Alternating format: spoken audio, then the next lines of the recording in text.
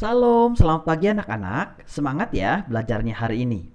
Hari ini kita masuk di pembelajaran 3. Ya, pertama kita belajar bahasa Indonesia. Kita akan belajar berkaitan dengan manfaat air dalam kehidupan kita sehari-hari. Ya, apa sih manfaat air itu? Ya, manfaat air yaitu untuk minum, untuk memasak, untuk mandi, untuk menyiram tanaman, dan juga untuk mencuci pakaian. Dan masih banyak lagi manfaat air dalam kehidupan kita sehari-hari. Ya, manusia tidak bisa hidup tanpa air. Ya, sekarang Mister minta anak-anak untuk membaca percakapan antara Ino dan Ayah di halaman 131. Ayah, dari mana asal air yang kita gunakan? Jawab Ayah, kita yang tinggal di kota banyak menggunakan air yang berasal dari perusahaan air minum atau air sumur pompa. Ya, tanya Ino lagi, bagaimana dengan orang di desa? Jawab Ayah, orang di desa mendapat air bersih dari sumur. Ada pula yang menggunakan air sungai. Ya, itulah air yang kita gunakan, yaitu berasal dari perusahaan air minum. Ya, dari mana perusahaan air minum mengambil air tersebut? Mereka mengambil air dari daerah pegunungan. Mereka mengolah kembali air tersebut dan dikemas dengan baik ya, sehingga menghasilkan air minum yang bersih. Ya, selain itu, air berasal dari air sumur pompa ya. Oke, kalau untuk orang di desa mereka sering menggunakan air sungai ya. Oke. Intinya air itu berasal dari dalam tanah. Ya, supaya air itu selalu hidup, maka kita harus selalu menanam pohon ya. Ya, sekarang anak-anak perhatikan yang Ayo mencari tahu di halaman 131 itu.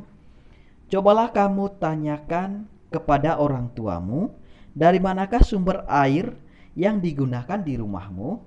Apakah sumber air tersebut memenuhi syarat air bersih?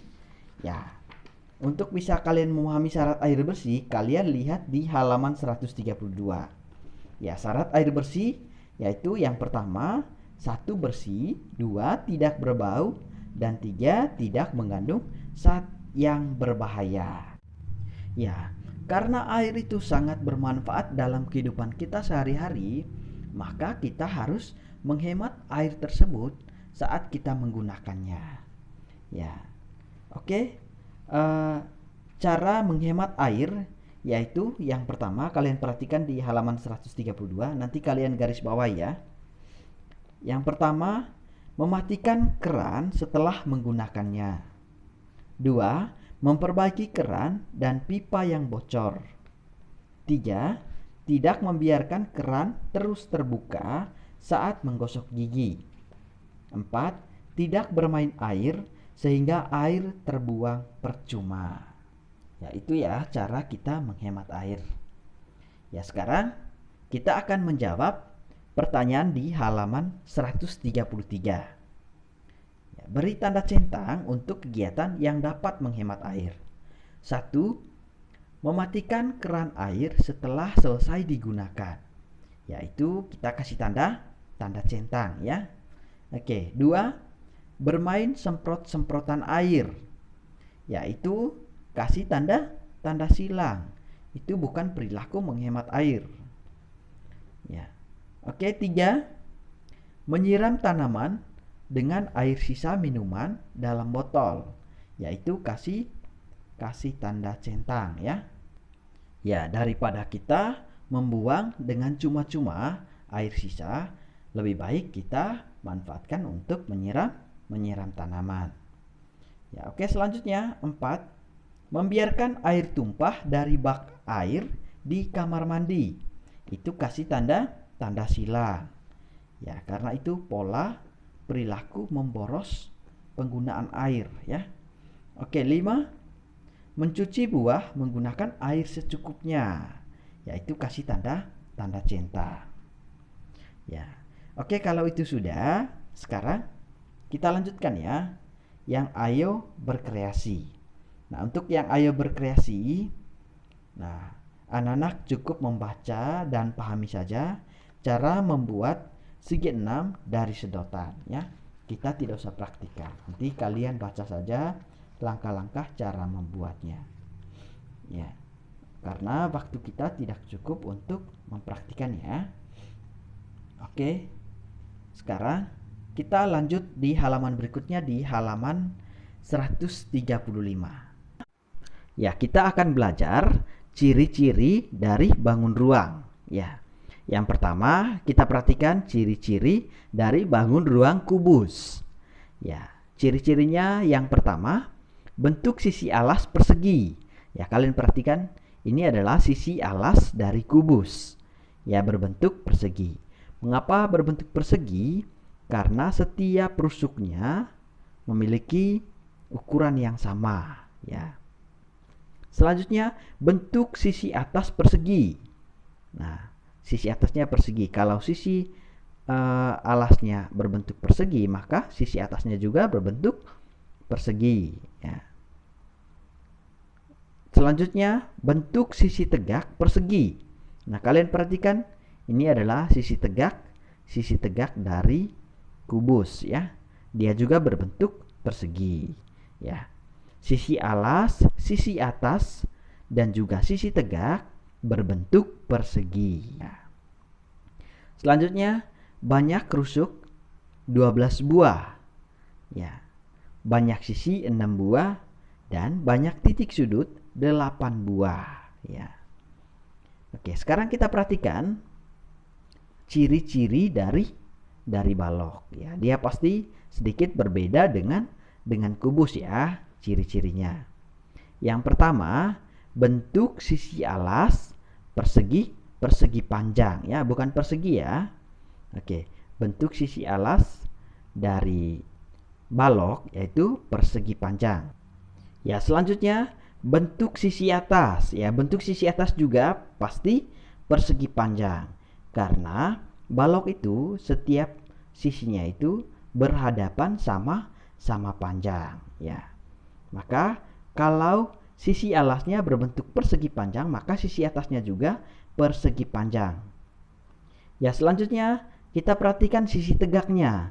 Nah, sisi tegaknya ini dia berbentuk persegi ya, beda dengan sisi alas dan juga sisi atas. Ya, kalau kubus, sisi alas, sisi tegak dan sisi atasnya semuanya berbentuk persegi. Tetapi kalau balok, sisi alasnya persegi panjang dan juga sisi atasnya persegi panjang, sedangkan sisi tegaknya berbentuk persegi.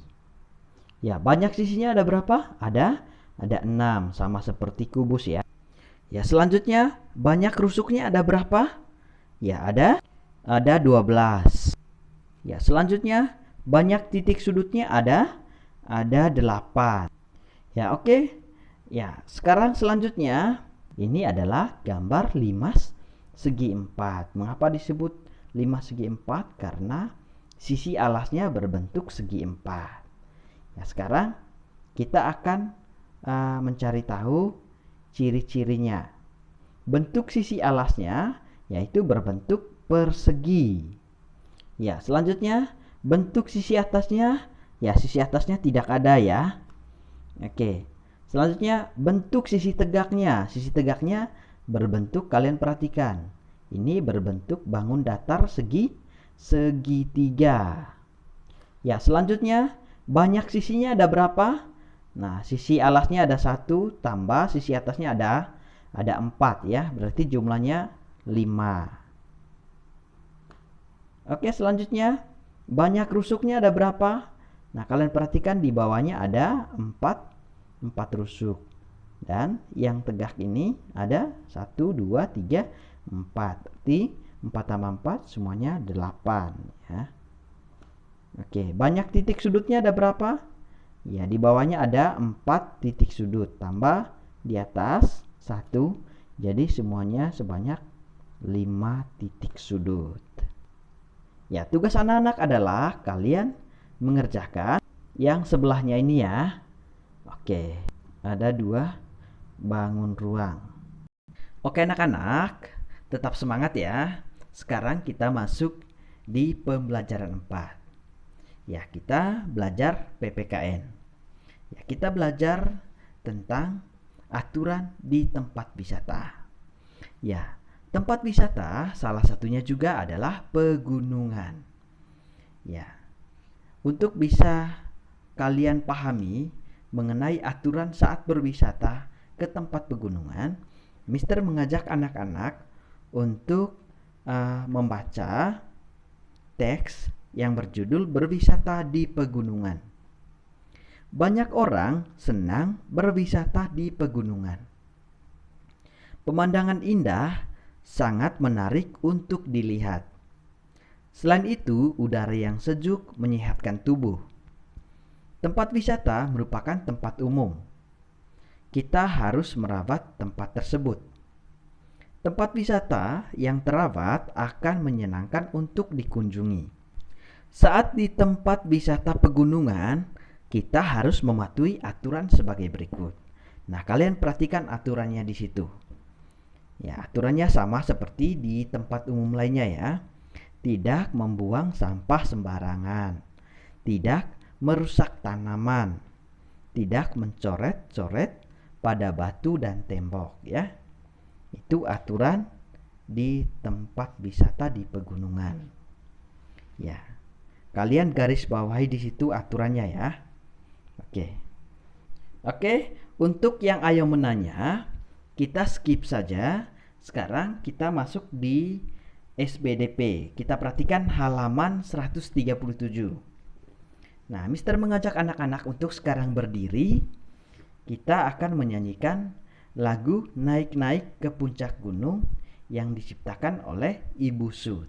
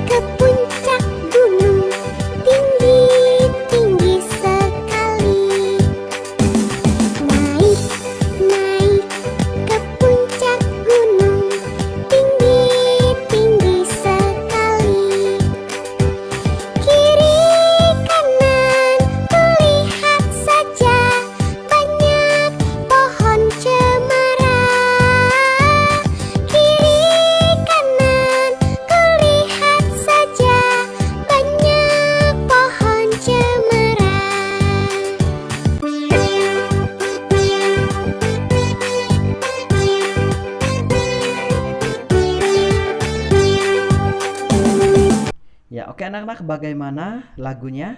Ya, pasti sangat senang ya dengan lagunya. Dan pasti kalian tambah semangat untuk terus belajar setelah menyanyikan lagu tersebut. Ya, sekarang kita perhatikan halaman berikutnya di halaman 138. Ya, kita masuk di bahasa Indonesia lagi berkaitan dengan menjaga kebersihan di tempat umum. Ya, sekarang Mister mengajak anak-anak untuk membaca dan memahami cerita yang berjudul WC Bau dan Kotor. Di tempat wisata terdapat fasilitas untuk pengunjung. Fasilitas itu diantaranya adalah WC umum, tempat makan, dan area parkir. Di tempat wisata, Ino ingin buang air. Ino pun pergi ke WC umum. Namun saat pintu dibuka, WC berbau sangat menyengat. Lantai WC kotor dan ada air menggenang. Dengan terpaksa, Ino masuk untuk buang air. Selesai buang air, Ino menyiram WC. Ino lalu melaporkan apa yang dialaminya kepada petugas kebersihan. Ya, kalian perhatikan tadi di dalam cerita tersebut, ya pasti Ino merasa tidak nyaman, ya, karena keadaan WC umumnya tidak bersih. Ya, coba kalau WC umumnya bersih, pasti Ino masuk dengan nyaman, ya. Oke, sekarang kita akan menjawab pertanyaan di bawahnya. Di manakah Ino ingin buang air? Ya, jawabannya di WC umum. Ya, 2. Kemana Ino pergi? Ya, jawabannya ke WC umum, ya. 3. Bagaimana keadaan tempat itu? Ya, keadaannya kotor, bau, dan air menggenang. Ya, selanjutnya 4. Apa yang dilakukan Ino di tempat itu? Ya, Ino menyiram WC, ya. Oke, 5. Kepada siapa Ino melapor apa yang dialaminya? Ya, dia melapor kepada petugas kebersihan. Nah, sekarang kita perhatikan yang bagaimana sikapmu. Jika kamu mengalami kejadian seperti Ino, apa sikap yang kamu lakukan? Ya, yang kita lakukan adalah tetap menjaga kebersihan. Ya, seperti Ino tadi, dia tetap menyiram WC, ya. Oke, dia tidak membiarkan begitu saja. Nah, selain itu, dia melaporkan kepada petugas kebersihan. Apa pula sikapmu saat menggunakan WC umum? Ya, sikap kita yaitu selalu menjaga kebersihan, tidak boleh membuang sampah sembarangan, dan mematikan air setelah menggunakannya. Oke, selanjutnya yang ayo berkreasi. Nah, kalian juga baca saja cara membuat hiasan dari sabun, ya. Oke, kalian cukup baca dan pahami. Oke anak-anak, sekarang kita masuk di pelajaran matematika. Ya, kalian perhatikan halaman 140. Nah, kalian perhatikan di sini, ini adalah gambar balok, ya. Ada yang duduk, ada yang berdiri tegak. Nah, begini susunannya, ya. Oke. Nah, nanti kalian diminta untuk menyusun juga, ya. Menyusun balok-balok yang sudah ada. Nah, kalian nanti mengisi titik-titik yang disediakan di sini. Nah, misalnya di sini, ya Mister kasih contoh, ya. Contoh nomor 1. Ya, balok yang duduk ada 2, setelah itu 1 berdiri, setelah itu ada 2 lagi yang duduk, setelah itu 1 berdiri. Nah, setelah ini pasti ada 2 balok yang duduk. Ya, setelah itu balok berdiri, setelah itu balok duduk, ya. Ya, kurang lebih seperti ini, ya. Oke, tugas anak-anak adalah sekarang kalian mengerjakan nomor 2, nomor 3, dan nomor 4, ya. Kalian menggambar baloknya, ya. Supaya kalian juga terbiasa dengan menggambar bangun ruang balok. Oke. Baiklah anak-anak, untuk pembelajaran kita hari ini sampai di sini dulu, ya. Mudah-mudahan apa yang Mister sudah jelaskan dapat anak-anak pahami. Terima kasih, tetap semangat belajarnya. Tuhan Yesus memberkati.